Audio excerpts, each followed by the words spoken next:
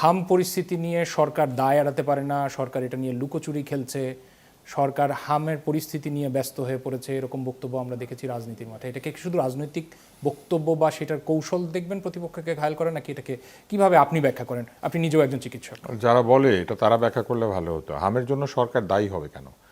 হামের জন্য যা কি দায়ী সেটা এরই মধ্যে বহুবার আলোচিত হয়েছে। প্রত্যেকে এখন জানে হামের জন্য কি দায়ী।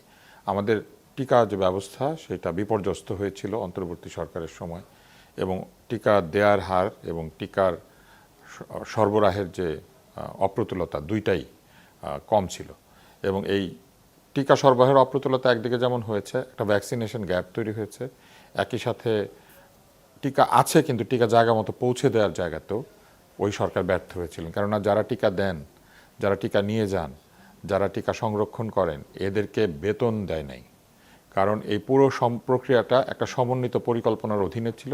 যে পরিকল্পনাটি প্রথমত সরকার চালু রাখেন নাই, অন্তর্বর্তী সরকার। আবার এটাকে যখন নবায়ন করার জন্য বা এটাকে চালু করার জন্য অর্থ বরাদ্দ চাওয়া হয়েছে এবং এটা চালু করতে বলা হয়েছে, স্বাস্থ্য ব্যবস্থার যারা দায়িত্বে ছিলেন সেখানে সহকারী উপদেষ্টা সাইদুর রহমান সাহেবের নেতৃত্বে একটা মিটিংয়ে 1.06 ট্রিলিয়ন টাকার 5 বছর একটা এই প্রকল্পটি চালু করার কথা ছিল। উনি সেটা বাতিল করে দিয়েছিলেন। উনি বলেছিলেন যে এটা হবে না। শুধু বাতিলই করেন নাই, সব জায়গাতে চিঠিপত্র দিয়ে দিয়েছিলেন যে এটা আর হবে না। কিন্তু এই কাজটা তো চালু রাখতে হবে। প্রকল্প হবে না কিন্তু কাজ চালু রাখবেন। তো কাজ চালু রাখতে গেলে টাকা দরকার হবে, সেই টাকা তারা দেন নাই। অথচ স্বৈরতান্ত্রিক সরকার যতই বলা হোক, আওয়ামী লীগ কিন্তু জুন মাসের বাজেটে এই টাকাটা বরাদ্দ দিয়েছিল 41,000 কোটি টাকার বেশি।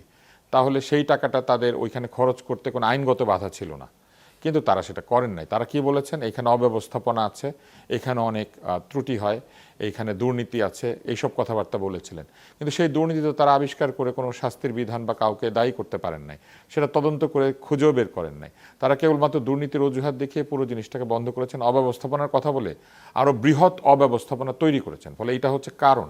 তো সেই কারণের জন্য তো বিএনপির এই এখনকার যে সরকার, সেই সরকার তো দায়ী নয়।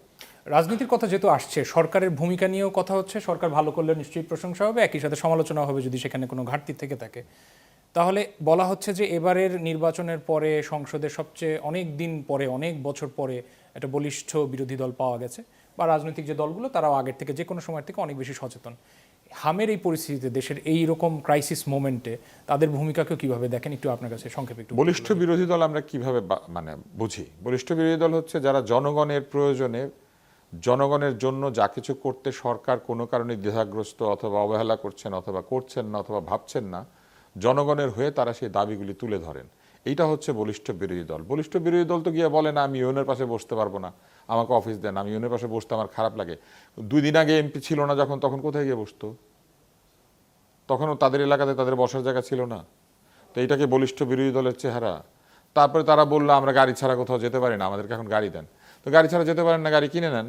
আপনারা যে সম্পদের হিসাব দিয়েছেন সেখানে অনেকেরই গাড়ি কেনার মতো যথেষ্ট টাকা আছে, কেনেন, নিজের গাড়িতে করে ঘুরে বেড়ান। জনগণ চড়বে নিজের গাড়িতে কর দিয়ে, এবং তারপরে চলতে পারবে না, রাস্তায় হকার বসানো হবে, সেগুলো নিয়ে তারা কথা বলবেন। উল্টা তারা কি বলছেন? আমরা জনগণের কাছে যেতে পারি না, আমাদের গাড়ি লাগে। প্রত্যন্ত গ্রামাঞ্চল থেকে যে এমপি এসেছেন তারও নাকি ওখানে যেতে গাড়ি লাগে। আপনি আমাকে এই জিনিসটা একটু বুঝিয়ে বলতে পারবেন? বলতে পারবেন না। ফলে এটা বলিষ্ঠ বিরোধী দল বলে আমার মনে হয় নাই। আমার কাছে মনে হয়েছে এই বিরোধী দল এসে একটা বিরোধী ভাব করে নিজেদের জন্য অনেক কিছু চাইছেন, এবং তার মধ্যে সবচেয়ে বেশি কি চাইছেন? ওই যে তারা বারবার বলছেন সংস্কার, গণভোট, এটা নিয়ে তো বিরোধী দল বেশি ব্যস্ত আছেন। তাদের বক্তব্যে হাম কোথায়? তাদের বক্তব্যে মানুষের চাহিদার কথা কোথায়? দ্রব্যমূল্যের বিষয় কোথায়? তাদের বক্তব্যে তো এগুলি কোনো কিছু দেখছি না।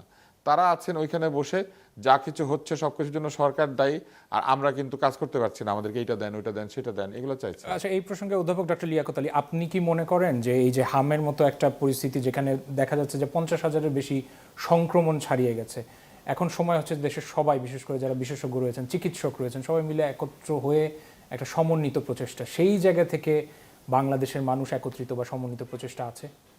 না, আমি বলবো সেই ধরনের কোঅর্ডিনেটেড এফার্ট ওইভাবে হয়নি এখনো। বিশেষ করে কোভিডের সময়ও তাও এক ধরনের যে ঐক্যবদ্ধ এক ধরনের যে লড়াই আমরা কোভিডের সময় দেখা গেছে, হ্যাঁ, সেটা আপনাদের এই স্টুডিওতে আমরা বহুবার এসেছি, বহু আলোচনা হয়েছে।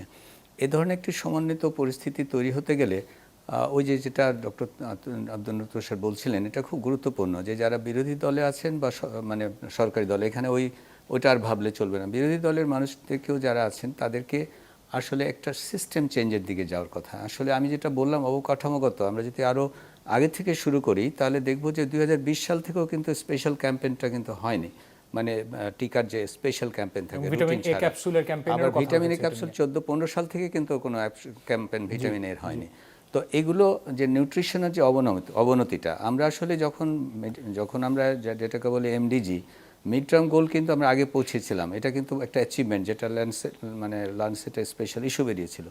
কিন্তু 15 সাল থেকে আপনি যদি লক্ষ্য করবেন 14-15 সালের পর থেকে আমরা কিন্তু নিউট্রিশনে অবনতি হয়েছে। হ্যাঁ, আমাদের কিন্তু স্টান্টিং 25% থেকে গেছে।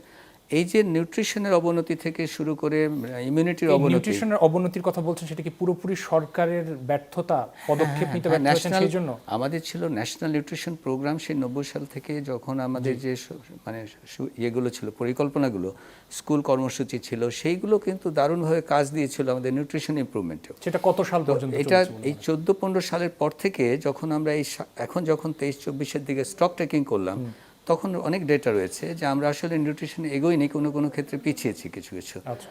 এবং এই যে নিউট্রিশনের সাথে আপনার যদি মায়ের নিউট্রিশন ঠিক না থাকে, তার তো অ্যান্টিবডি থাকবে না। আপনি যদি সত্যি ন্যাচারাল ইনফেকশন হয় মেজলসে, তাকে উনি যদি ভ্যাকসিন পেয়েও থাকেন, তাহলেও কিন্তু শিশুর কাছে আসবে না। এবং শিশুর যদি আন্ডার নিউট্রিশন থাকে, তাহলে কিন্তু প্রোটিন না থাকলে অ্যান্টিবডি তৈরি হবে না। যে কারণে অনেক মৃত্যুর কারণও বলা হচ্ছে যে পুষ্টির ঘাটতি রয়েছে। এগুলো কিন্তু অনেক ডেটাই রয়েছে, যে ডেটাগুলো আপনার 91 সালেই কিন্তু WHO বুলেটিনে দেখা গিয়েছিল যে 30% একটা শিশু 4 থেকে 6 বছরের 9 মাসের আগেই 4 থেকে 6 মাসের মধ্যে থেকে আক্রান্ত হওয়া শুরু হয়ে গেছে, এবং সেটা 30%। এবং তখনই কিন্তু বলা হয়েছিল যে আমাদের মেজলসের যে টিকার যে শিডিউলটা 9 মাস না করে 4 থেকে 6 মধ্যে করা যায় কিনা, এটা নিউট্রিশনের সঙ্গে যুক্ত। তাহলে আমাদের যখন আপনার সিস্টেমের কথা আসছে, এই সিস্টেমগুলো নিয়ে কিন্তু আলাপ করে এবং ঐক্যবদ্ধ, যেটা বললেন না, সেই ঐক্যবদ্ধতা এখন পরস্পর বা সরকারের উপরে দায় না চাপিয়ে আমাদেরকে আসলে এগোতে হবে, যে যত বিশেষজ্ঞ শুধু না, বিশেষ করে বিরোধী দলে যারা রয়েছেন তারা, আমি যখন হেলথ সেক্টর রিফর্ম কমিশনার ছিলাম সেই সময় কিন্তু তাদের এই যে ডক্টরস ফ্রন্ট এবং তাদের যে পলিটিক্যাল লিডার্স, তাদের সাথে কিন্তু আমাদের ইন্টারাকশন হয়েছিল। তারাও কিন্তু ছিলেন যে স্বাস্থ্যের ক্ষেত্রে একটা সংস্কার দরকার, কিন্তু আমরা কিন্তু তাদের মুখ থেকে স্বাস্থ্যের সংস্কার যত না এখন শুনি, তার চেয়ে কিন্তু অন্যান্য সংস্কার নিয়ে অনেক কথা শুনি, কিন্তু স্বাস্থ্যের ক্ষেত্রে কারো মানে ওটা দেখি না। আমরা আয়োজনের এই পর্যায়ে চলে যাব আমাদের দর্শক সারিতে। তাদের মনে অনেক প্রশ্ন রয়েছেন। আচ্ছা, শুরুতে আমি হাতের ডানে চলে যেতে চাই। আপনি সবার আগে হাত তুলেছেন, প্রশ্ন করবেন, নাম পরিচয়। আসসালামু আলাইকুম, আমি ইমতিয়াজ আহমেদ তানভীর, পড়াশোনা করছি সাউথ ইস্ট ইউনিভার্সিটিতে। আমি প্রশ্ন করতে চাই আব্দুল নূর তুষার স্যারের কাছে। স্যার, আপনি একজন চিকিৎসক হিসেবে আপনি নিজেকে বলেছেন হামের বর্তমান পরিস্থিতিতে সংক্রমণ প্রতিরোধে বর্তমান সরকার কি কি পদক্ষেপ গ্রহণ করতে পারে বলে আপনি মনে করেন? না, যা যা পদক্ষেপ গ্রহণ করে তারা সেটা করেছেন। যেমন তারা হামের রোগীদের চিকিৎসার ব্যবস্থা করেছেন, আলাদাভাবে বিছানার ব্যবস্থা করেছেন, আইসিইউ বেড বাড়ানোর চেষ্টা করেছেন, ডাক্তারদেরকে বিশেষায়িত ওয়ার্ড তৈরি করে সেখানে পাঠিয়েছেন। কিন্তু যে পরিমাণ হামের রোগী আসছে তার জন্য কিন্তু আমাদের স্বাস্থ্য ব্যবস্থা প্রস্তুত ছিল না। কারণ স্বাস্থ্য ব্যবস্থাতে শুধু হাম আসে না, বাচ্চাদের আরও অসুখ আছে না। আমাদের কি রাতারাতি শিশু রোগ বিশেষজ্ঞ দ্বিগুণ তিনগুণ হয়ে যাবে? কিংবা আমাদের এখানে যারা শিশুদের যত্ন নেন সেই নার্সরা কি দ্বিগুণ তিনগুণ হয়ে যাবেন? তাহলে যখন কোনো একটি বিশেষ রোগে 2, 3, 4 গুণ 5 গুণ, হামের বেলা কিন্তু 5 গুণ না। বাংলাদেশে এর আগে প্রতি বছর 500 থেকে 600 কেস, ম্যাক্সিমাম 400, এই গত 3-4 বছরে 300, 400 এরকম কেস রিপোর্টেড হয়েছে। সেইখানে এই বছর হয়েছে 50,000। তার মানে কত গুণ, তাই না? 100 গুণ। তাহলে কি ডাক্তার নার্স 100 গুণ হয়েছে? তা তো হয় নাই। তো এই জন্য তো আলাদা করে এই মানে এই ধরনের কাজের জন্য তো প্রস্তুতি স্বাস্থ্য ব্যবস্থার ছিল না। ফলে সরকার যতই চেষ্টা করেন না কেন, এই পরিমাণ রোগী পৃথিবীর কোথাওই হ্যান্ডেল করা স্বাস্থ্য ব্যবস্থার জন্য খুবই কঠিন। কিন্তু সরকার যা যা ব্যবস্থা নিয়েছেন সেটা আমাদের যে সক্ষমতা এবং আমাদের যে ধরনের রিসোর্স বা সম্পদ রয়েছে সেই অনুযায়ী ঠিক। তবে ভিটামিন এ ক্যাম্পেইনটা নিয়ে একটা কথা বলার আছে। ভিটামিন এ ক্যাম্পেইন বাংলাদেশে কিন্তু নিয়মিত হয়েছে, এমনকি কোভিডের সময় হয়েছে। 2020-এর অক্টোবরে হয়েছে, 2021-এর জুনে হয়েছে, 2023-এর ফেব্রুয়ারিতে হয়েছে, 2024-এর জুনে হয়েছে, এবং 2024-এর জুনের পর 2025-এর মার্চে হয়েছে। আচ্ছা, ভিটামিন এ ক্যাম্পেইনটা হয়েছে, কিন্তু মুশকিলটা কোথায় হয়েছে? টিকা দেওয়া হয় নাই। এখন ভিটামিন এ দেওয়া হয়েছে কিন্তু টিকা দেওয়া হয় নাই। আবার এরপরে যেটা ঘটেছে, আমাদের এখানে শিশুর পুষ্টি তো শুধুমাত্র ভিটামিন এ না, শিশুর তো অন্যান্য পুষ্টি বিধানের প্রয়োজন রয়েছে, সেই কাজগুলি হয় নাই। এবং না হবার ফলে বিশেষ করে এই যে এইচপিএনএসপির অধীনে যে 38টা অপারেশন চালু থাকে, অর্থাৎ 38টা কার্যক্রম পরিচালিত হয়ে থাকে, সেখানে কিন্তু মা এবং শিশুর স্বাস্থ্য এবং পুষ্টির জায়গাটা আছে, এই জায়গাটিতে অনেক ঘাটতি হয়েছে এবং সেই ঘাটতিগুলি কিন্তু পূরণ করা সম্ভব হয় নাই। এইসব কারণে এখন শুধু যে হাম হচ্ছে সেটা নয়, একে তো টিকা না দেওয়ায় হাম হয়েছে, আবার হামের শিশুর মৃত্যুও বেড়ে গিয়েছে, কারণ এই শিশুরা হামের মতো একটি মারাত্মক ব্যাধিকে ঠেকিয়ে রাখার জন্য যথেষ্ট পরিমাণে পুষ্ট না, যথেষ্ট পরিমাণে তাদের শরীরে পুষ্টি এবং তাদের শরীর সেভাবে সক্ষম নয়। আমরা আরেকটা প্রশ্ন নিব আমার হাতের বাম সারিতে। জি, আচ্ছা, আসসালামু আলাইকুম, আমি শারিয়া নাফিস, পড়াশোনা করছি ঢাকা বিশ্ববিদ্যালয়ে। আমার প্রশ্নটা তুষার স্যার এবং লেখক স্যার দুজনের কাছে রয়েছে। সেটা হচ্ছে চিকিৎসার অব্যবস্থাপনা নিয়ে অনেক কথা হলো, রাজনীতি নিয়ে অনেক কথা হলো, আসলে বাংলাদেশের সমস্যা কোনো শেষ নেই।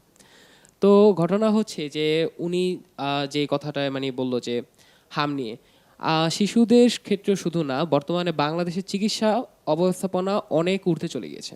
আচ্ছা, এই চিকিৎসা অব্যবস্থাপনা বা হাম নিয়ে আমরা যে শুধু অন্তর্বর্তী সরকারকেই দায় করতে পারি এর কোনো সুযোগ নেই। বর্তমানে যে আমাদের নির্বাচিত সরকার, উনিও কিন্তু ওনারও এই দায়ভার নিতে হবে। কেন নিতে হবে না স্যার? আচ্ছা, আপনার মন্তব্যটা শেষ করেন, তারপরে আমরা আসছি আলোচনা। চিকিৎসা অব্যবস্থাপনা নিয়ে যদি হামেরও বাইরে আপনি চিন্তা করেন, কয়েকদিন আগে আমি একটা নিউজ দেখলাম, একটা হাসপাতালে হচ্ছে ও নেগেটিভ মানে রক্তের গ্রুপের একজন রোগী, তার শরীরে ও পজিটিভ রক্ত পুশ করা হয়েছে। তার মানে চিকিৎসার মধ্যে অবস্থাপনা রয়েছে, হাসপাতালে রয়েছে। আমাদের অদক্ষ, যেমন কি আমরা ট্রাফিকের ক্ষেত্রে বলি অদক্ষ ড্রাইভার, তাহলে চিকিৎসক ক্ষেত্রে অদক্ষ চিকিৎসক রয়েছে। তারপর আরেকটা নিউজে দেখলাম হাসপাতালের মধ্যে বিদ্যুৎ নেই, মোবাইলের আলোতে চিকিৎসা চলছে। তাহলে বর্তমান ক্ষেত্রে হসপিটাল সেক্টরে অব্যবস্থাপনা দিয়ে ভরে গিয়েছে। আপনি সরকারি হসপিটালগুলোতে দেখবেন বর্তমানে আগেও দালালের সংখ্যা অনেক ছিল, এখনও দালাল রয়েছে, এর সংখ্যা কোনোভাবে হ্রাস পাচ্ছে না। অন্তর্বর্তীকালীন সরকারের দায় আছে, কিন্তু তার পাশাপাশি যে নির্বাচিত সরকার, ওনারও উপরও কিছু দায় বর্তায়। ওনার যে বর্তমান স্বরাষ্ট্রমন্ত্রী, ওনার উপরে কি এটার কোনো দায় দেওয়া যাচ্ছে না? আমরা বুঝতে পারছি। এই উত্তরটা কার কাছে যাব? আচ্ছা, এটার উত্তর হলো প্রথমত স্বাস্থ্য ব্যবস্থাপনা সম্পর্কে যথেষ্ট জ্ঞান না থাকলে আপনি যদি একটা কোনো দায় চাপিয়ে দিতে চান কারো উপর, আপনি দিতেই তো পারেন। এখন মানে প্রশ্ন থাকছে যে বর্তমান সরকারের উপর, বর্তমান সরকারের এই হাম বিষয়ে, হামের সংক্রমণ বৃদ্ধির ব্যাপারে বর্তমান সরকারের কোনো দায়িত্ব নাই, কারণ বর্তমান সরকার ক্ষমতায় আসার আগেই হামের প্রাদুর্ভাব শুরু হয়ে গেছে। চিকিৎসা ব্যবস্থা যে সার্বিকভাবে চিকিৎসা অব্যবস্থাপনার দায় বাংলাদেশ শুধু না, এই অঞ্চলের প্রায় সকল দেশের রয়েছে। কারণ চিকিৎসা ক্ষেত্রে অব্যবস্থাপনার জন্য শুধুমাত্র যে সরকার কিংবা সরকারি ব্যবস্থা দায়ী তা তো নয়। আমাদের এই চিকিৎসা অব্যবস্থাপনার বাইরে কি আমাদের প্রাইভেট হাসপাতালগুলিও আছে? সেখানেও কিন্তু অব্যবস্থাপনা আছে। এবং কোনো ব্যক্তির ভুলের জন্য আপনি কি পুরো স্বাস্থ্য ব্যবস্থাকে দায়ী করতে পারেন? মানুষ যদি একটা ভুল ইঞ্জেকশন পুশ করে, সেটা ব্যক্তি ভুল করেছে, স্বাস্থ্য ব্যবস্থা সেটার জন্য দায়ী? হ্যাঁ, বলা যেতে পারে যে অদক্ষ লোক চাকরি পেয়েছে, অদক্ষ লোক চাকরি পেয়েছে, এই কথা যদি আপনি বলার চেষ্টা করেন তাহলে এটাও বুঝতে হবে যে ও নেগেটিভ ব্লাড আর কি ও পজিটিভ ব্লাড কিংবা ধরেন ভুল রক্ত পুশ করা হয়েছে, ডাক্তার সাহেবকে আসলে হাসপাতালগুলিতে এই রক্ত সরবরাহের সময় ডাক্তার সাহেব উপস্থিত থেকে এটা করেন না? তা নিশ্চয়ই থাকে না, উনি করেন না, এটা করেন না। ব্লাড ব্যাংক থেকে রোগীর ব্লাড গ্রুপিং এবং ক্রস ম্যাচিং করে ব্লাড ব্যাংক পাঠানো হয় এবং সেইখানে যদি কোনো ত্রুটি হয়ে থাকে, অনেকগুলি স্টেপে ত্রুটি হতে পারে। এক হতে পারে গ্রুপিং এ ভুল হয়েছিল, দুই হতে পারে ক্রস ম্যাচিং এর সময় ক্রস ম্যাচিং ঠিক মতো হয় না, তিন হতে পারে রোগী এসে বলেছে যে আমার ব্লাড গ্রুপ এই। আমরা বুঝতে পারছি। আমি ওনার এই উত্তর দিয়ে আমি অধ্যাপক ডক্টর লিয়াকত আলী আপনার কাছে আসতে চাই। এই যে স্বাস্থ্য ব্যবস্থা নিয়ে যে অসন্তোষ জানাচ্ছেন দর্শক সারি থেকে, এবং এটা অনেক নাগরিকেরই অভিযোগ, সেটা কেন? অব্যবস্থাপনা আছে, এতগুলো সরকার দেশ পরিচালনা করে নাই। না, আমার মনে হয় আপনার উত্তর একটু গভীরে যেতে হবে। হ্যাঁ, আসলে বর্তমান সরকার যে সময় অতিবাহিত করেছেন, এখনই এই সরকার, এই নির্বাচিত সরকারের সমালোচনা করার সুযোগ, আমরা যারা স্বাস্থ্য নিয়ে ব্যবস্থাপনায় আলাপ করি, আমি মনে করি এত দ্রুত আলাপের সময় এখনো আসেনি। কারণ যেটা উত্তরাধিকার সূত্রে পেয়েছেন, এটাকে মানে রিভার্স করতে বা সঠিক করতে ওনাদের যথেষ্ট আরেকটু সময় আমাদের আলোচনার জন্য হলেও লাগবে। তো প্রথমত আরেকটা বিষয় হলো যে তাদের সময়কালটা আসার পরপরই যে ধরনের আন্তর্জাতিক এবং জাতীয় ক্রাইসিস চলছে, যে জটিল ক্রাইসিসগুলো চলছে, বিশেষ করে ইরান ইউনাইটেড স্টেটস ওয়ারের, আমাদের সামগ্রিকভাবেই বিশ্ব টালমাটাল আছে। আমি এই মুহূর্তে ওই সমালোচনাটা যাচ্ছি না, কিন্তু তাই বলে তারাও তো আগেও পাওয়ারে ছিলেন এবং তাদের আরও যারা অন্যান্য পাওয়ারে ছিলেন, আসলে এই সুদীর্ঘ 50 বছরের ঊর্ধ্বে যে সময়টা আমরা সময়কাল কাটিয়েছি স্বাধীনতা পরবর্তীকালে, সব সরকারেরই কিছু দায় রয়েছে। মানে দায়টা হচ্ছে যে আসলে আমাদের কনস্টিটিউশন অনুযায়ী রাষ্ট্রের দায়িত্ব হচ্ছে স্বাস্থ্য ব্যবস্থার, সেটা যদি প্রাইভেট সেক্টর থেকেও ডিসপেন্স হয়, কিন্তু আমাদের দায়িত্ব হচ্ছে রাষ্ট্রের, মানে অ্যাকর্ডিং টু কনস্টিটিউশনের যে স্বাস্থ্য সবার মৌলিক অধিকার। কিন্তু পরবর্তীতে যখন প্রথম পঞ্চবার্ষিকী পরিকল্পনা হয়, তখনও কিন্তু প্রাইভেট সেক্টরের কথা উল্লেখ না থেকে রাষ্ট্রের কথাই উল্লেখ ছিল, পাবলিক সেক্টরের। আমরাও ছোটোকালে ডক্টর তুষাররাও যখন ছাত্র ছিলেন তখনও কিন্তু এতটা প্রাইভেট সেক্টর, প্রফিট মোটিভ, এগুলো কিন্তু এতটা বিকশিত হয় নাই, আমাদের সময় তো হয়ই নেই।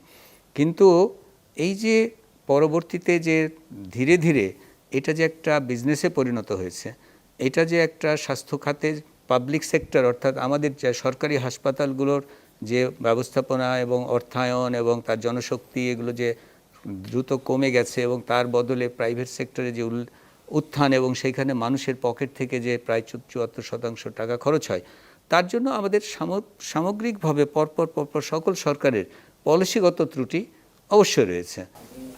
তুষার স্যারের কাছে একটা প্রশ্ন রাখতে চাই, সেটি হচ্ছে যে বিভিন্ন আন্তর্জাতিক গবেষণায় উঠে এসেছে যে 2019 সাল থেকে এবং 24 সাল পর্যন্ত টিকা অব্যবস্থাপনার কারণে প্রায় একটা জিরো ডোজ জোন ক্রিয়েট হয়েছে এবং ইমিউনিটি গ্যাপ ক্রিয়েট আপনি হয়েছে। আমাকে রেফারেন্স সহ বলেন কোন আচ্ছা, গবেষণা এটা হচ্ছে এসেছে 2019 থেকে 24? কর্নেল ইউনিভার্সিটির একটি ক্রিক্স ভিক্স এর থেকে একটা প্রতিবেদন প্রকাশিত হয়েছে, সেখানে বলা হয়েছে 2020 সালে এখানে মিজলসের ক্যাম্পেইন হয়েছে এবং 4 বছর পর পর হওয়ার কথা একটা ছিল। immunity gap সাধারণত create হয়েছে মিজলসের zero ক্যাম্পেইন dose-এ। হয় শীতকালে, যে কারণে এটা ডিসেম্বরের দিকে হওয়ার কথা ছিল, ডিসেম্বর বা জানুয়ারিতে। সেই সময় আওয়ামী লীগ সরকার ক্ষমতায় ছিল না, ফলে 24-এর ক্যাম্পেইনটা হয় নাই। কিন্তু হিসাবটা হচ্ছে যে প্রতি 4 বছর পর পর এই ক্যাম্পেইনটা হবে, এই ব্যাপারে একটা সিদ্ধান্ত নেওয়া হয়েছিল। সেই সিদ্ধান্ত অনুযায়ী 20-এর ক্যাম্পেইনের পরের ক্যাম্পেইন হওয়ার কথা 24-এ আওয়ামী লীগ সরকার থাকে না এবং এই ক্যাম্পেইনটা হয় নাই অন্তর্বর্তী সরকারের সময়, কারণ তারা না দিয়েছেন টাকা, না দিয়েছেন বেতন। আমি স্যারের কাছে প্রশ্ন রাখতে চাই, সেটা হচ্ছে যে একটি সরকার, আমরা দেখেছি অন্তর্বর্তী সরকার ঠিক অতটা স্টেবল ছিল না এবং আমাদের বর্তমান নির্বাচিত সরকার ঠিক ততটা প্রস্তুত নয় এই মোকাবেলা করায়। তো আমরা যদি দেখে থাকি, মোট কথা হচ্ছে জনস্বাস্থ্য ব্যবস্থার অব্যবস্থাপনা, টিকাদান কর্মসূচিতে ঠিকমতো না দিতে পারা এবং হচ্ছে টিকার যে ঘাটতি সেটিও আলোচনায় উঠে এসেছে। কিন্তু একটি আনস্টেবল গভর্নমেন্ট আমি যদি বলে থাকি যে ঠিকমতো দিতে পারছে না কিংবা করছে, অবশ্যই প্রবলেম ছিল সেখানে। কিন্তু এক্ষেত্রে কি আওয়ামী লীগ সরকারের দায় কি এড়ানো যায় কিনা এবং সমস্ত দায় অন্তর্বর্তী সরকার উপরে চাপিয়ে দিয়ে কি তাকে দায় মুক্তি দেওয়া যায় কিনা? আপনি কোথায় কোথায় দায় আছে সেটা বলেন, আন্দাজে প্রশ্নগুলো আমি উত্তর দিব কিভাবে? দর্শক মনে করছেন যে অন্তর্বর্তী দর্শক সরকারও স্টেবল ছিল প্রশ্ন না। আমি উত্তর দিব না না, আমি just শুনি। না পড়াশোনা করুক তারপরে একেবারে লোকাল আপনি কি জনস্বাস্থ্য। একটু মতামত দিবেন আপনার প্রশ্নের ব্যাপারে? যে 20 সালে ক্যাম্পেইন হয়েছে এবং 20 থেকে 24 পর্যন্ত কখনোই 90 ভাগ, 89 ভাগ, 87 ভাগ, 91 ভাগ এরকম ছিল হচ্ছে টিকাদানের হার। উত্তরটা কি বুঝতে পেরেছেন যে 2020-এর পরে 2024 হওয়ার কথা ছিল, তখন তো ক্ষমতায় ছিল অন্তর্বর্তী সরকার। স্যার, যদি ঠিকমতো টিকাদান কর্মসূচি ক্যাম্পেইন হয়ে থাকে এবং টিকাদান কর্মসূচি বাস্তবায়ন হয়ে থাকে, তাহলে কিভাবে 86% মানে ইমিউনিটি টিকাদান থেকে 80-তে কিভাবে নামলো? ডক্টর আব্দুল নতুর সাহেব যেটা বলছেন সেটা হচ্ছে 2024-এ যেটা হওয়ার কথা ছিল স্কেজুল অনুযায়ী সেটা হয়নি, ওই সময় অন্তর্বর্তী সরকার ক্ষমতায় ছিলেন। আপনি কি আপনার উত্তর পেয়েছেন? কিন্তু স্যার টিকাদানের যে ইমিউনিটি গ্যাপ সেটা তো আস্তে আস্তে ক্রিয়েট হয়েছে, সেটা তো এক না, বছর তো আস্তে আস্তে পসিবল ক্রিয়েট হয় নাই। আপনার ইমিউনিটি সম্পর্কে এবং টিকাদান সম্পর্কে ধারণা নাই। আপনি পড়াশোনা করবেন, তারপরে প্রশ্ন করবেন। এই প্রশ্নের উত্তর তো আমি দিতে পারবো না, কারণ প্রশ্নটাই হচ্ছে না। আপনি কখন থেকে কখন গ্যাপ হয়েছে, কখন টিকাদানের সরবরাহের ঘাটতি হচ্ছে আপনি বলতে পারেন? আপনি পারেন না, আপনি প্রশ্নটা করছেন। ক্রিক ফিক্স আর্টিকেলে প্রকাশিত হয়েছে 2019 সাল থেকে 24 সাল পর্যন্ত ইমিউনিটি গ্যাপ ক্রিয়েট হয়েছে এবং সেটা সর্বমহল, এবং ইউনিসেফ বারবার বাংলাদেশ সরকারকে, অন্তর্বর্তী সরকার, তারপরে বর্তমান সরকারকেও বিভিন্নভাবে সময় সতর্ক করেছে যে এখানে একটি এপিডেমিক ক্রিয়েট হতে পারে। তো অবশ্যই এটা তো যদি এত বড় একটা গ্যাপ ক্রিয়েট না হতো তারা তো সতর্ক করতো না। অধ্যাপক ডক্টর লিয়াকত আলী, আপনি কিছু যোগ করবেন? না, আপনার ইমিউনিটি গ্যাপের ক্ষেত্রে সেটা কিন্তু অন্তর্বর্তীকালীন সরকারের আগে ইমিউনিটি গ্যাপ ওইভাবে হয়েছে তার কোনো প্রকাশ্য কোনো প্রমাণ আসলে দেখা যায় না। হ্যাঁ, কারণ ওই সময় ইমিউনিটি আসলে তো আমাদের ইমিউনিটি অ্যান্টিবডি মেপে তো আর কেউ করে নাই, ক্যাম্পেইনটা দেখা গেছে যে হয়েছে কিনা। সেই ক্ষেত্রে আমাদের যে এইচপিএনএসপি ছিল, যেটা আমরা পরে এইচপিএনএসপি ড্রপ করার যথেষ্ট কারণ ছিল সেটা শুনেছি, কিন্তু এইচপিএনএসপি থেকে যে শিফট করবে নতুন যে সিস্টেমে, তার জন্য যে একটা ট্রানজিশন পিরিয়ডের কথা ছিল, যেটা বলছিলেন যে এইচপিএনএসপির জন্য বাজেটও অ্যাপ্রুভড হয়েছিল 24 সালের যে জুনে, যেটা সেই ব্যাপারটা না হওয়ার ফলে আসলে গ্যাপটা বেশি তৈরি হয়েছে, কারণ এইচপিএনএসপির মধ্যে যে মেকানিজমটা ছিল সেখানে একটা ওপি, 38টা ওপির মধ্যে একটা ওপি কিন্তু ছিল এই বিষয়ক, মানে মা এবং শিশু স্বাস্থ্যের সরি। তো সেই গ্যাপটা তৈরি হয়েছিল কারণ অ্যাব্রাপ্টলি এইচপিএনএসপিকে ব্লক করা, বন্ধ করা, এ দিয়ে আরেকটা বিকল্প প্রকল্প তো চালু হবে এই আশা করে, দ্রুত হবে এই বাংলাদেশের মতো জায়গাতে এত দ্রুত হয়ে যাবে এই আশা করাটা কমপ্লিটলি একটা মানে পরিকল্পনার ব্যর্থতা। তো সেই জায়গাতে গ্যাপটা তৈরি হয়েছে, এটা সত্য কথা যে অন্তর্বর্তীকালীন সরকারের সময়ে এই যে সরবরাহ ব্যবস্থাপনা এবং রিয়েলি লোকের কাছে পৌঁছে দেওয়া জনগণের কাছে, সেই জায়গাতে একটা বড় গ্যাপ। আপনি যেটা বলছেন সেই প্রশ্নটা আমি আবার মনে করি একটার দিক থেকে সঠিক, যে যেখানে আমরা একটা ধারাবাহিকভাবে এই ইপিআই প্রোগ্রাম বলুন, ইমিউনিটি বলুন, এই ক্ষেত্রে একটা অত্যন্ত সফলভাবে অগ্রসর হলাম, এবং সেটা যে শুধুমাত্র টিকাদানের সাফল্য তা তো না, আমরা ধারাবাহিকভাবে প্রত্যেক সরকারের সময়ে অন্তত প্রাথমিক স্বাস্থ্যসেবায় কতগুলো অর্জন ছিল আমাদের, এবং সেটা অ্যাপ্রিসিয়েটেড ছিল সারা দুনিয়া। সেটা টিকাদান শুধু না, সেটা একটা বড় কারণ, কিন্তু তার সঙ্গে মাতৃশিক্ষা, নারী শিক্ষা, হ্যাঁ, এবং আমাদের যে প্রাথমিক পর্যায়ে যে কতগুলো নিউট্রিশনাল ইমপ্রুভমেন্ট ইত্যাদি অনেকগুলো কর্মসূচি, যেটা অপারেশন প্ল্যান কিন্তু তার মধ্যে একটা বড় রোল প্লে করেছিল। সেইটার মধ্য দিয়ে যেটা এগিয়ে আমরা বললাম যে 15 সালের আগে আমরা মানে অপারেশন প্ল্যান যেটা আমাদের চালু ছিল তার জন্য MDG 4 and 5 যেটা নারী শিশু এবং শিশু স্বাস্থ্য বিষয়ক, সেটা কিন্তু আমরা সময়ের আগে অর্জন করেছিলাম। কিন্তু পরবর্তীতে এই যে বিগত 14 সাল 15 সালের পর থেকে যে অবনতিটা, এটা কিন্তু মেলা ডেটা আছে, হ্যাঁ, কতগুলো ডেটা সাপ্রেস করলো সেখানে ডেটা আছে, সেইখানে নিউট্রিশন অবনতি আর হচ্ছে যে হাসপাতালের যে ব্যবস্থাপনা, চিকিৎসা ব্যবস্থাপনার মধ্যে অবকাঠামোতে অনেক বড় বড় অবকাঠামো নির্মাণের চেষ্টা হয়েছে, কিন্তু প্রাথমিক স্বাস্থ্যসেবা যেটা সবচেয়ে বেশি প্রয়োজন, প্রাইমারি হেলথ কেয়ার, আমি আবারও বললাম রাষ্ট্রের যেখানে সবচেয়ে বেশি দায়িত্ব থাকা দরকার ছিল, রাষ্ট্রের বাজেট যেখানে সবচেয়ে বেশি ছিল, যেখানে সমতা তৈরির জন্য সবচেয়ে বেশি দরকার ছিল, সেই জায়গা থেকে সামহাউ প্রাইভেট সেক্টর অনেক বেশি আপার হ্যান্ডে চলে যায় এবং মানুষের পকেট থেকে খরচটা বাড়তে থাকে। এই দিকে প্রাইমারি হেলথ সেক্টর কেয়ারটা অনেক বেশি দুর্বল হয়ে যায়। ফলে আজকে যখন আমি টিকার ঘাটতি থেকে, এটা হচ্ছে ধাক্কাটা দিচ্ছে কিন্তু টিকার ঘাটতি আমাদেরকে কিন্তু অ্যালার্মটা বাজিয়ে দিচ্ছে যে দেখো তোমরা কিন্তু একদম প্রস্তুত নাই। এই প্রস্তুতিহীনতা ধারাবাহিকভাবে বৃদ্ধি পেয়েছে, বিশেষ করে সাম্প্রতিক এই কিছু সময়ে যখন অ্যাকাউন্টেবিলিটি একদম কমে গেছিল। হ্যাঁ, একদমই ঠিক, একদমই ঠিক। টিকা সম্পর্কে একটা ধারণা থাকতে হবে, কোন বাচ্চারা আক্রান্ত হচ্ছেন। যে বাচ্চারা আক্রান্ত হচ্ছেন এদের অধিকাংশের বয়স হচ্ছে 9 মাসের কম। 9 মাসের কম। তাহলে এদেরকে আওয়ামী লীগ সরকার টিকা দেওয়ার সময় পেয়েছে, এদের জন্মই তো হয়েছে 9 মাসের মধ্যে। তাহলে এখানে এটা তো বলা যাবে না যে এরা টিকা পায় না এটার জন্য দায়ীকে। দ্বিতীয় হচ্ছে টিকার উদ্দেশ্য কি? টিকার উদ্দেশ্য হচ্ছে একটা সামাজিক প্রতিরক্ষা বুঝ তৈরি করা। আমরা এমন একটা পার্সেন্টেজের টিকা দিয়ে নিয়ে যাব যাতে করে একটা সংখ্যক লোক যদি টিকা নাও পায় সে রোগের ক্যারিয়ার হবে না। হামের ক্ষেত্রে চ্যালেঞ্জটা অনেক বেশি, কেননা হাম যে ছড়ায়, হামের ইনফেকশন সম্পর্কে ধারণা থাকতে হবে। ওই গুগল সার্চ করে একটা রিসার্চ বের করে ওইখানে কি বলা হয়েছে ওইটা কিন্তু জ্ঞান না, হ্যাঁ, ওটা বুঝতে হবে। হাম কীরকম? হাম কিন্তু শরীরে ঢোকার 10 থেকে 14 দিন পরে এটার লক্ষণ প্রকাশিত হয়। তাহলে এই যে 10 থেকে 14 দিন পরে লক্ষণ প্রকাশিত হবে, আপনার শরীরে জার্ম আছে। তারপরে কি হয়? জ্বর আসে। জ্বর আসলে আপনি কি করে বুঝবেন হাম? আপনি তো বুঝবেন না। জ্বর আসার 3 থেকে 4 দিন পরে কানের পিছনে র্যাশ দেখা দেয়, তারপরে শরীরের অন্যখানে র্যাশ শুরু হয়, এবং সেই র্যাশের আবার চিনতে হয়। সব র্যাশই হামের র্যাশ না, ডাক্তার চিনে কোনটা হামের র্যাশ। এখন বাংলাদেশে বহু বছর ধরে হামের রোগী আসে না, কম। তার মানে কি হয়েছে আপনি বুঝতে পারছেন? আমাদের সকল ডাক্তারকে হামের র্যাশ চোখে দেখেছে? দেখে নাই। এটা দেখা সম্ভবত না। হাম নাই আপনি দেখবেন কি করে? গুটি বসন্ত দেখেছে এরা? আমি তো দেখেছি ছোটবেলায়।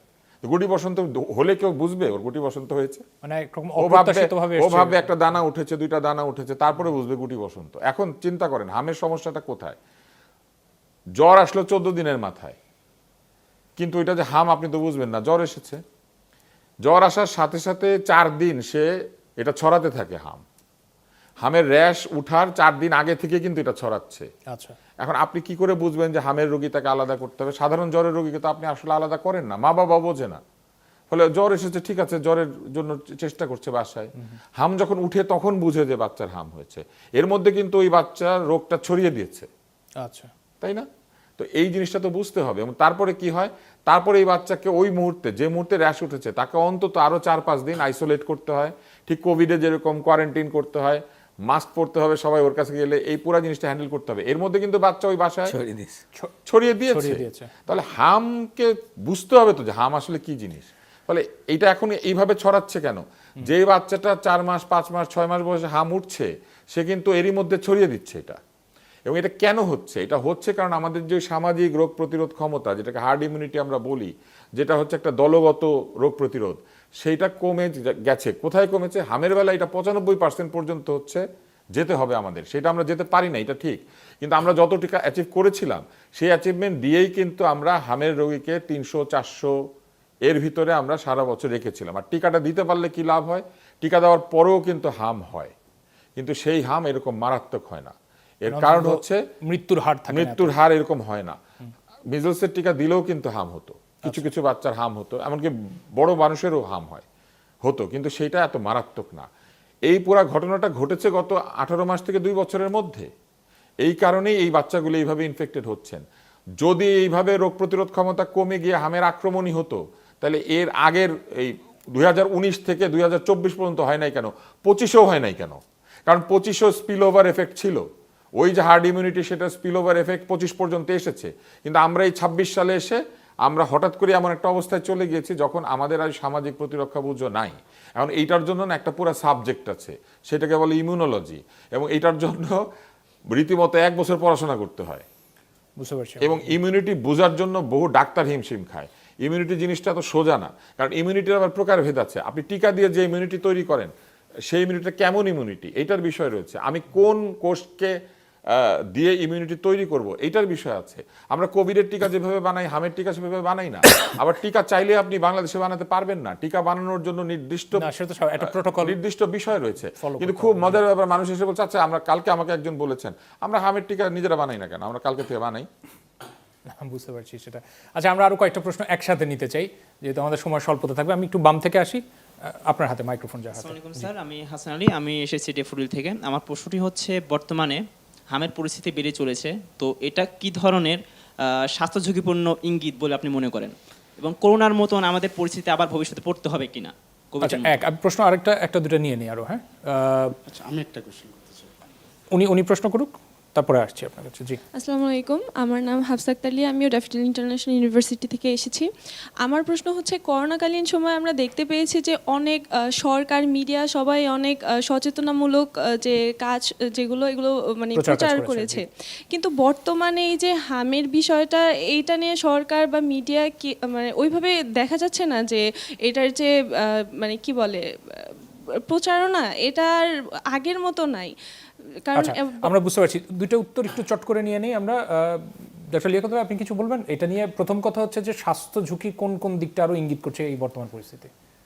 আসলে আবারও বলছি যে স্বাস্থ্য ঝুঁকি আমাদের এই বিশেষ করে হামের কারণে যে স্বাস্থ্য ঝুঁকি, এগুলো সব প্রিভেন্টেবল। কিন্তু প্রিভেন্টেবল হলেও আমাদের যে ওয়ার্কলোড পড়ে গেছে হঠাৎ করে, সেটার জন্য রাষ্ট্র বা আমাদের স্বাস্থ্য ব্যবস্থা ওইভাবে প্রস্তুত ছিল না।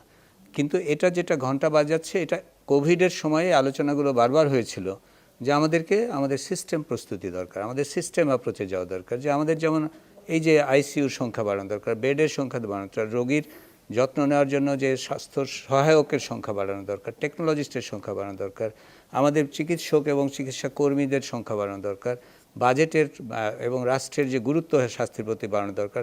এই মিডিয়াদের সঙ্গেও যে আমাদের কথা হয়েছিল যে আপনারা স্বাস্থ্যক্ষেত্রে মিডিয়াকে আরও বেশি স্বাস্থ্য সচেতনতামূলক কাজ করবেন। কিন্তু পরবর্তীতে কোভিড চলে যাওয়ার পরে কিন্তু আপনার যে প্রশ্নটা পরের জন যেটা বললেন, আসলে সত্যি সত্যি খানিকটা গুরুত্ব তো কমে গেছে। কিন্তু এইটা যে সদা প্রস্তুত, এই সদা প্রস্তুতিটা আজকে হাম হয়েছে, কালকে আরেকটা আসতে পারে। আমাদের আসলে দরকার হলো সিস্টেম রেডি করা।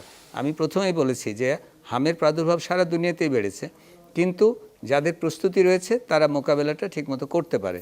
তা আমাদের এখনকার চাওয়া হবে আপনাদের কাছ থেকে যে স্বাস্থ্য যে একটা অগ্রাধিকার। দেখুন, বাজেটের 9 নম্বরে ছিল আমাদের স্বাস্থ্য এতদিন। তো এখন যদি সেই স্বাস্থ্যের গুরুত্বই যদি কম থাকে, শিক্ষার গুরুত্ব কম থাকে, অথচ একটা রাষ্ট্রের জন্য সবচেয়ে গুরুত্বপূর্ণ এগুলো সেক্টর, যেটা অন্যান্য সেক্টরের চাইতে গুরুত্ব পেতে হবে, তাহলে রাষ্ট্র গুরুত্ব দিবে, তাহলে মিডিয়া গুরুত্ব দিবে, অন্যান্য সবাই গুরুত্ব দিবে, তাহলে আমরা প্রস্তুত থাকব। এই প্রস্তুত থাকলে কিন্তু দেখা যাবে যে এই ধরনের ঘটনা দুর্ঘটনা ঘটতে থাকবে, আসবে, কিন্তু স্বাস্থ্য ঝুঁকিতে এটা ঠিক যেটাকে বলে প্যান্ডেমিক, হ্যাঁ, কোভিড হয়ে গেছিল প্যান্ডেমিক, এটা তো প্যান্ডেমিকের রূপ লাভ করে নাই, কাজে সারা ওয়ার্ল্ডের দৃষ্টি হয়ে আসে নাই। আমাদের যেটাকে বলা হচ্ছে এখন এপিডেমিকও আমরা ডিক্লেয়ার করা হয়নি। এটার মানে একটা পাবলিক হেলথ ইমার্জেন্সি, যদিও এটাকে সেটা কি করার মতো পরিস্থিতি বলে আপনি মনে করেন? এখনো ক্রাইসিসটাকে যদি ম্যানেজ করার যেভাবে চেষ্টা হচ্ছে, তাতে আসলে যেটাকে প্যানিক তৈরি করার না করার জন্য WHO এখনো উপদেশ দেয়নি যে এটাকে পাবলিক হেলথ ইমার্জেন্সি ডিক্লেয়ার করা। WHO এর উপদেশ সাপেক্ষে তখন সরকার ঘোষণা করবেন। হ্যাঁ, তো যেভাবে করা আছে আমি মনে করি যথেষ্ট গুরুত্ব আমি দেখছি সরকারের তরফ থেকে, যদিও যে বললাম সীমাবদ্ধতা রয়েছে, হিমশিম খেতে হচ্ছে। আমরা যদি সিভিল সোসাইটি, বিশেষ করে নতুন সমাজ যারা আপনারা নিউ জেনারেশন, আপনারা তখন শুধু হাম নিয়ে না, আপনারা রাষ্ট্রের যে রাজনৈতিক ব্যবস্থাপনা, যেমন ধরুন আমি একটা এক্সাম্পল বলি, এই যে সংসদে যারা ইলেক্টেড হয়ে যায় তাদের দায়িত্ব কি? তাদের দায়িত্ব কিন্তু এই যে গাড়ি চাওয়া, এই যে ছোটোখাটো বিষয়, মানে বিভিন্ন রকম যেটা বলি এক্সিকিউটিভ দায়িত্ব তাদের দায়িত্ব না। তাদের দায়িত্ব হচ্ছে রাষ্ট্র যাতে ভালো মতো চলে তার জন্য পলিসি প্রণয়ন, মানে বিশেষ করে আইন প্রণয়ন। এটা হচ্ছে লেজিসলেটিভ বডি। গণতন্ত্রের 3টা body, legislative body, executive body আর হলো জুডিশিয়ারি। তো এটা হলো লেজিসলেটিভ বডি। তাদের কাজ কিন্তু হলো মূল জায়গাতে বদলানো। আমার 1-2টা ঘটনা দিয়ে কিন্তু এদেরকে ব্যাখ্যা করা যাবে না। হ্যাঁ, ব্যাখ্যা করতে হবে যে তারা কি বলছেন, পলিসি চেঞ্জের জন্য বলছেন কি না, হেলথে, যেমন হেলথে বাজেট, হেলথের ব্যবস্থাপনা, হেলথের যে যেমন ধরুন একটা এই হেলথের যে ডিরেক্টর যেগুলো রয়েছে, আপনার যে অধিদপ্তরগুলো রয়েছে, সেখানে কিন্তু পাবলিক হেলথ এবং প্রাইমারি হেলথ কেয়ার অধিদপ্তর নেই। সেখানে আছে ফ্যামিলি প্ল্যানিং রয়েছে, নার্সিং রয়েছে, ডাক্তারি, একটা কমপ্লিটলি অবৈজ্ঞানিকভাবে অধিদপ্তর ডিজাইন আছে। অথচ হওয়া উচিত ছিল একটা ক্লিনিক্যাল সেবা, একটা public health and primary health care, একটা হলো শিক্ষা এবং গবেষণা। তো এই যে এই কাজগুলো কাদের করতে হবে? এই কাজগুলো কিন্তু তাদেরকে বলতে হবে। অথচ এই কাজগুলোতে তাদের মনোনিবেশ না দিয়ে কোথায় একটা হাসপাতালে ঘটনা দুর্ঘটনা ওইটাকে হাইলাইট করে কথা বলে ওইটা থেকে পলিসিতে না গেলে তো কথা হবে না।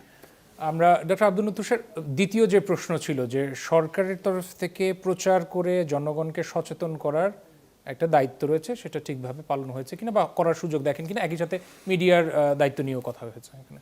সরকার তো প্রচারণা চালাচ্ছেন, সবগুলা গণমাধ্যমের হাম নিয়ে কথাবার্তা হচ্ছে।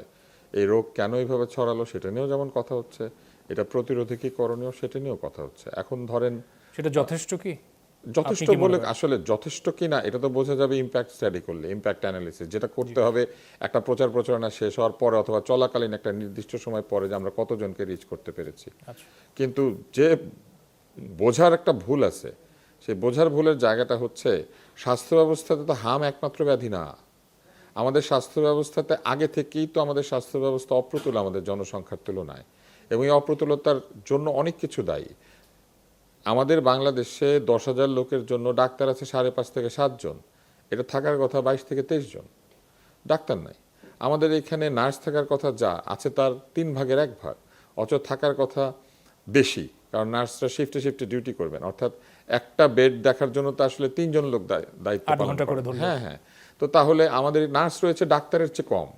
তো এটা একটা অদ্ভুত পরিস্থিতি, যে পরিস্থিতিতে আপনি দেখবেন যে এই স্বাস্থ্য ব্যবস্থার যে জনবল, এই স্বাস্থ্য ব্যবস্থার যে সম্পদের অ্যালোকেশন, এই স্বাস্থ্য ব্যবস্থার সম্পদের যে ডিস্ট্রিবিউশন, অথবা এই স্বাস্থ্য ব্যবস্থার যে অন্যান্য যে কম্পোনেন্টগুলি রয়েছে সেইগুলির ক্ষেত্রে যে সিদ্ধান্ত গ্রহণ, এই সব জায়গাতেই এক ধরনের অবৈজ্ঞানিকতার ছাপ রয়েছে। এটা কেন রয়েছে?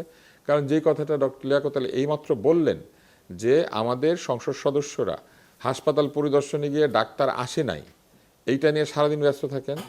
ওইখানে কেন ডাক্তার খুঁজে পাওয়া গেল না এইটা নিয়ে অনেক কিছু করেন, এবং নানান ধরনের বিষয়ে দেখবেন তাদের আক্রমণের মূল লক্ষ্যবস্তু হচ্ছে ডাক্তার। কিন্তু আমি আপনাকে একটা সুন্দর উদাহরণ দিই। মাশরাফি বিন মুর্তজা একটা নড়াইলের একটা হাসপাতালে গেলেন, সেখানে গিয়ে ডাক্তারদেরকে অনেক ধমকাধমকি করলেন, কিন্তু উনি চলে আসার পরেই ওই হাসপাতালের ছাদ থেকে প্লাস্টার খসে পড়েছে বিছানার উপরে, উনি ছাদের দিকে তাকান নাই। কিন্তু রোগী আসিবার পূর্বেই কি জানি ডাক্তার চলিয়া গেল, অথবা ডাক্তার আসিবার পূর্বেই রোগী মরিয়া গেল, কিন্তু এমপি চলিয়া যাইবার পরেই ছাদ ভাঙিয়া পড়িল। এই অবস্থাটা কেন তৈরি হয়েছে? এর কারণ হচ্ছে আমাদের এখানে স্বাস্থ্যের অব্যবস্থাপনার জন্য যতগুলি উপাদান দায়ী, সেই উপাদানগুলিকে সঠিকভাবে অ্যাড্রেস করা হয় নাই। এখন হাম একটা ব্যাধি মাত্র।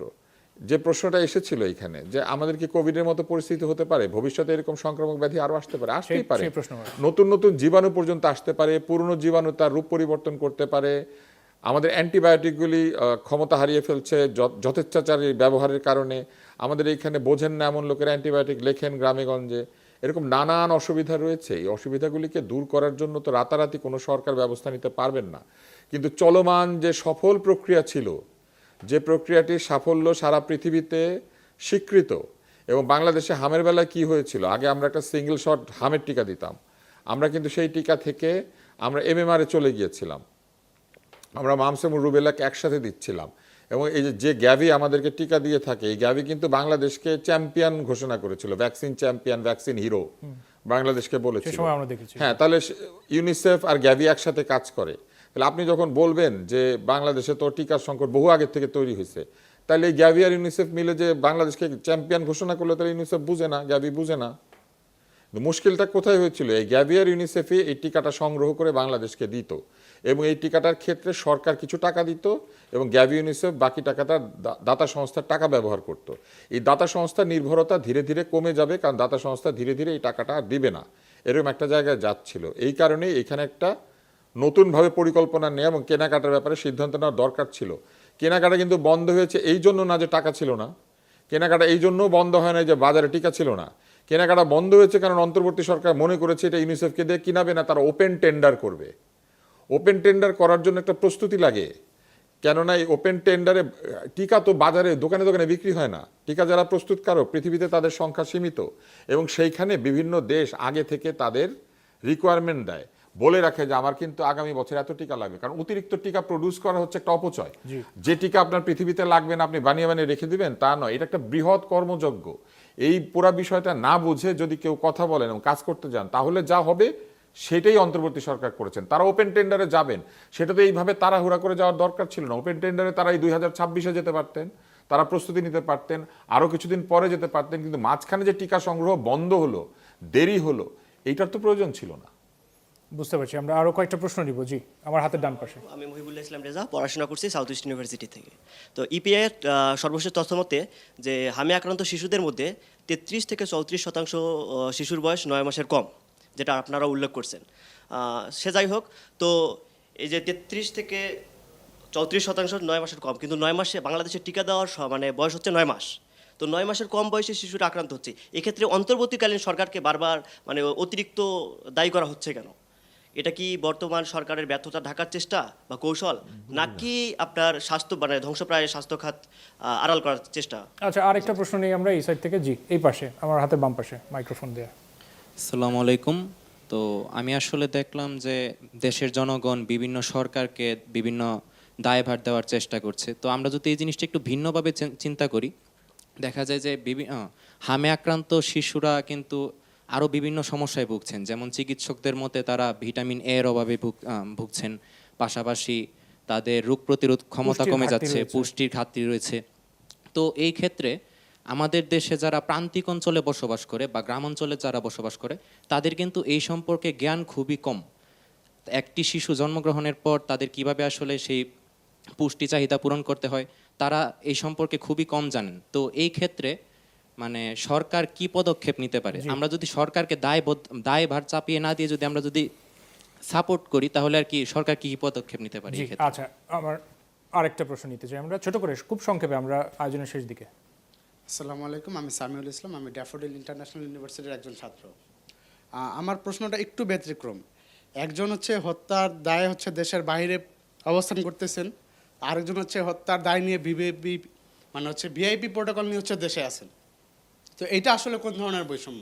এটা কি মানে হামের সাথে বিষয় সংক্রান্ত কোনো প্রশ্ন? অবশ্যই হাম সংক্রান্ত। কাজ হচ্ছে আমাদের মাননীয় অতিথিবৃন্দ যেটা বললেন যে হামের টিকার সরবরাহ না হওয়ার কারণেই শিশুগুলোর মৃত্যু হচ্ছে। ও আচ্ছা, মানে তাদের বিচারের আওতায় আনবে কিনা বা তাদের বিচারের আওতায় আনাটা কতটা জরুরি বা কেন এই সরকার? আমরা প্রশ্নটা বুঝতে পেরেছি। আচ্ছা, শেষ প্রশ্ন নিতে চাই যে উপরে খুব সংক্ষেপে।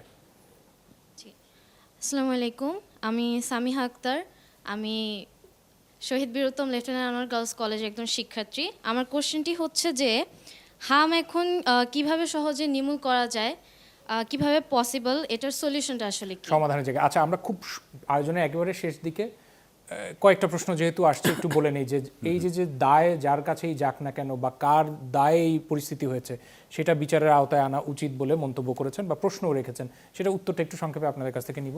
জি, ডক্টর লিয়াকত আলী। দেখুন, এটা থেকে একটা শিক্ষা লাভ করতে হবে। দায়ী কিছুটা হলেও তো তদন্তের কথা হচ্ছে রাষ্ট্রীয় এবং আন্তর্জাতিক, এটা জরুরি। তদন্তের কথা চলছে। হ্যাঁ, চলছে, এটা জরুরি। হ্যাঁ, কারণ আমরা নিজেদেরকে আত্মসমালোচনার জন্য হলেও অন্তত দায়টা জানা দরকার। কিন্তু এটা কি হয়, আমাদের স্বাস্থ্য মন্ত্রণালয়ে আমি যেটা বলি, ইনস্টিটিউশনাল মেমোরি থাকে না। কারণ দেখা যায় যে এক সরকার আসছে, আরেক সরকার আসছে, আরেক সরকার আসছে, আগের সমস্ত কিছু বাতিল করে দিয়ে আবার সব কিছু নতুন করে। এটা যাতে এখন রিপিট না হয়, একটা যে কন্টিনিউটি থাকে, বিশেষ করে যে ধরনের প্রোগ্রামগুলো সফল, সেই সফল প্রোগ্রাম আমি যদি নতুন লোক আসি, আমি যদি নতুন পাওয়ারে আসি, আমরা যেন সেটাকে সম্পূর্ণরূপে বাতিল না করে, আর যদি ট্রানজিশন করতে হয়, কোনো রকম চেঞ্জ করতে হয়, সেটাও যেন সময় নিয়ে পরিকল্পনা মাফিক করি, সেটা একটা। আচ্ছা, উত্তরগুলো একটু সংক্ষেপে নিচ্ছি, দুঃখিত আমি না, একটু আপনাদের কাছ থেকে সময় চেয়ে নিচ্ছি। ডক্টর আব্দুল নূর তুষার, পুষ্টির ঘাটতি নিয়ে সারা বাংলাদেশ ব্যাপী এই জায়গায় যথেষ্ট কাজ করার সুযোগ রয়েছে বলে মনে করছেন দর্শক? পুষ্টির ঘাটতি নিয়ে না, অনেক কিছু নিয়ে কাজ করার সুযোগ আছে, কিন্তু একটা অদ্ভুত প্রশ্ন করেন আসলে, মানুষের আসলে ধারণা না থাকা অথবা ইচ্ছাকৃতভাবে এই ধরনের প্রশ্ন করার একটা প্রবণতা আছে। 9 মাসের কম বয়সী লোকের কেন হচ্ছে, এই কথাটা এই অনুষ্ঠানের মধ্যে আমরা 3 বার বুঝিয়েছি যে প্রশ্নটা ঘুরে ফিরে টিকা বারবার দেওয়ার আসছে। পরে একটা সমাজে রোগ প্রতিরোধ ক্ষমতা তৈরি হয়ে যায়, যাতে করে ক্যারিয়ার যদি রোগটা ছড়ায়ও তাহলে সেটা আরেকজনকে আক্রান্ত করতে পারে না, কারণ মাঝখানে যিনি থাকেন তার টিকা দেওয়া আছে, ফলে তার শরীরে রোগটা গিয়ে যে আরেকজনের কাছে যাবে, ওই যাওয়ার জন্য মাঝখানের লোকটা ওটা ক্যারি করে না। ফলে দেখা যায় যে এরকম অনেক লোকের টিকা দেওয়া থাকলে মাঝখানে যদি একদম টিকা না দেওয়া মানুষও থাকে, তার হার্ম হয় না। যে কারণে আমরা তো কখনোই 95%, 96% টিকা দেই নাই, কিন্তু তারপরেও কেন আমরা হামের সংখ্যা এত কম রাখতে পেরেছি? হাম তো আমরা নির্মূল করি নাই, কিন্তু ইরাডিকেশন করতে পারি। এত কম ছিল এই কারণে যে প্রচুর লোক টিকা দেওয়া থাকার ফলে কারো হাম হয়েছে, কিন্তু ওই ঘরে বাকি সবাই টিকা পেয়েছে, ফলে ওই ঘর থেকে ওই জীবাণুটা বাইরে যাচ্ছে না। এই কারণে যে ওদের হাতের সংস্পর্শে আসবে, ওরা নিয়ে বাইরে যাবে, আরেকটা শিশুকে ধরবে, এরকম অবস্থা তৈরি হচ্ছে না কেন? কারণ অন্যদের টিকা দেওয়া আছে। এই অবস্থাটা গত এই 18-20 মাসে নষ্ট হয়ে গেছে। একটা বিরাট সংখ্যক শিশু তারা টিকা পায় নাই, না পাওয়াতে তারা যখন হাম হচ্ছে এবং তাদের সংস্পর্শে অন্য কেউ আসছে, তারা সবাই হামের জীবাণু ছড়াচ্ছেন। এটা হলো একটা। আর দ্বিতীয় হচ্ছে অব্যবস্থাপনা রাতারাতি দূর হয় না। অব্যবস্থাপনা দূর করার জন্য সঠিক ব্যবস্থাপনাকে ইমপ্লিমেন্ট করতে হয়, মানুষজনকে প্রশিক্ষণ দিতে হয়, সেই ব্যবস্থাপনা নতুন ব্যবস্থাপনায় তাকে অভ্যস্ত করতে হয়, সেইভাবে দূর হয়। ফলে এই মুহূর্তে কিভাবে এই হামকে নিয়ন্ত্রণ করা যাবে? টিকাদানের যে হার, সেটাকে উচ্চ হারে নিয়ে যেতে হবে। আর রোগী যারা, তাদের মধ্যে মৃত্যু কমানোর জন্য সুচিকিৎসা নিশ্চিত করতে হবে, এবং একই সঙ্গে সংক্রামক ব্যাধি প্রতিরোধের যে প্রোটোকলগুলি আছে সেগুলি সম্পর্কে হাসপাতাল এবং অন্যান্য জায়গাতে যারা সংক্রামক ব্যাধি হ্যান্ডেল করেন তাদেরকে আবারও নতুনভাবে তাদেরকে ইনফরমেশনগুলি দিয়ে দিতে হবে যে কোনো সংক্রামক ব্যাধি আসলে বা তুমি যদি সন্দেহ করো যে এটা সংক্রামক ব্যাধি, তাহলে সেটাকে তুমি কিভাবে প্রতিরোধ করবে। কিন্তু বাংলাদেশে স্বাস্থ্য ব্যবস্থার অপ্রতুলতা থাকার কারণে এক বিছানায় 3টা রোগী থাকে। ফলে আপনি কি করে এই সংক্রমণ প্রতিরোধ করবেন একটা হাসপাতালে? হাসপাতালে সংক্রমণ প্রতিরোধ করার জন্য ডাক্তাররা কি করেন? প্রচুর অ্যান্টিবায়োটিক দেন, কারণ তারা যে আইসোলেট করে কোয়ারেন্টিন করে সংক্রমণ প্রতিরোধ করবেন সেই জায়গা হাসপাতাল বা অন্য কোথাও নাই, এবং না থাকার ফলে আরো বৃহৎ ঝুঁকি তৈরি হচ্ছে, অ্যান্টিবায়োটিকগুলি অকার্যকর হয়ে যাচ্ছে। বাংলাদেশের যে কোনো সরকারের এই মুহূর্তে প্রাথমিক দায়িত্ব হচ্ছে আগামী 15, 20, 25 বছরে স্বাস্থ্য ব্যবস্থার এই অন্তর্নিহিত ত্রুটিগুলিকে দূর করে একটা সক্ষম স্বাস্থ্য ব্যবস্থা তৈরি করার জন্য স্টেপ বাই স্টেপ ডেভেলপমেন্টের প্ল্যান করা এবং সেই অনুযায়ী স্বাস্থ্য ব্যবস্থাকে প্রস্তুত করা। আচ্ছা, আর এই যে এত অব্যবস্থাপনা নিয়ে কথা বা অসন্তোষ প্রকাশ করলেন, সেটা নিয়ে কারা দায়ী, সেটা নিয়ে তদন্ত হওয়া উচিত বলেও মন্তব্য করেছে আমাদের দর্শক। যে কোনো এই ধরনের বিষয়ে তদন্ত হইতে পারে। যে কোনো হাসপাতালে যদি মৃত্যুর হার বেড়ে যায়, হাসপাতালের অডিট বলে একটা শব্দ আছে, সেটা যদি সরকারেরও যদি দায় থাকে, যেমন অন্তর্বর্তী সরকারের যদি যে কথাগুলো আসছে যে তারা দিতে ব্যর্থ হয়েছেন, তাহলে কারা এর পেছনে ছিলেন সেটা নিয়ে তদন্ত হওয়া উচিত। নিঃসন্দেহে সেগুলো তো অবশ্যই, আমি আগেই বললাম যে মানে কারা দায়ী ছিল, ঘটনার পেছনে কি ঘটনা ছিল, সেগুলো জানা অত্যন্ত আবশ্যক। সেই সঙ্গে যেটা আবশ্যক, সেটা নতুন জেনারেশনের জন্য যেটা ব্যাপারটা, যে আসলে স্বাস্থ্য জনগণের অধিকার, কিন্তু রাষ্ট্র শুধু অধিকারটা এনে দেবে না। আপনারা যদি অন করেন যে প্রত্যেকটা নাগরিক আসলে, আমি রাষ্ট্রের মালিককে, আমি জনগণ আসলে রাষ্ট্রের মূল দায়িত্বে, আমরা যেটাকে আমরা বলি কমিউনিটি এনগেজমেন্ট, শুধু না কমিউনিটি এম্পাওয়ারমেন্ট। তো আপনারাই তো কমিউনিটি, আপনার শুধু সিনিয়ররা কমিউনিটি না, আপনারা হচ্ছেন সবচেয়ে রাইজিং কমিউনিটি। আপনারা যদি ওন করেন এবং স্বাস্থ্য ব্যবস্থার জবাবদিহিতা তৈরি করেন সেই একদম মানে কমিউনিটি লেভেলে, তাহলেই একমাত্র সরকারের যেই আসুক, সরকারের আমলাতন্ত্র যেই আসুক, আসলে তারা আপনাদেরকে ভালো স্বাস্থ্যে উপহার দেওয়ার জন্য যে চেষ্টা, স্বাস্থ্য পুষ্টি সব কিছু মিলিয়ে, এবং আপনারা বিভিন্ন পেশায় যাবেন, শুধুমাত্র স্বাস্থ্য ডাক্তার নার্সের দায়িত্ব না, স্বাস্থ্য হচ্ছে সবার মিলিত দায়িত্ব। যিনি কৃষিকাজ করেন তার নিউট্রিশনটা মানে ফল এবং ফসল থেকেই তো আসবে, যিনি অন্যান্য ইঞ্জিনিয়ারিংয়ে পড়ছেন তিনিও তো পাবলিক হেলথ স্পেশালিস্ট। এই জন্য আপনাদের কাছে আমাদের অনুরোধ থাকবে যে আপনারা ওন করতে শিখবেন স্বাস্থ্য ব্যবস্থা। আপনারা যেমন হাম নিয়ে সচেতন হয়েছেন, স্বাস্থ্য ব্যবস্থা নিয়ে আপনারা সচেতন হবেন, আপনারাও মিডিয়াকে চাপ দেবেন। আমি আপনাকে একটা তথ্য দিই। এই আমরা শেষ করব বিগত আপনার অন্তর্বর্তী সরকারের সময় তথ্য আপা বলে একটা প্রজেক্ট ছিল এই সরকারের। আচ্ছা। সেখানে ফোন করলেই যে কোনো লোক বিভিন্ন বিষয়ে তথ্য নিতে পারত। এই সরকার এসে ওই তথ্য আপাদের বেতন দেওয়া বন্ধ করে তথ্য আপাদেরকে বাড়ি পাঠিয়ে এই দিয়েছে। সরকার বলতে এই অন্তর্বর্তী সরকার। আচ্ছা। এবং তারা শুধু পাঠিয়েই দেয় নাই, তাদেরকে বেতন ছাড়া 6 মাস কাজ করিয়েছে, করিয়ে বলেছে যে এখন তোমাদের চাকরিও নাই, বেতনও নাই।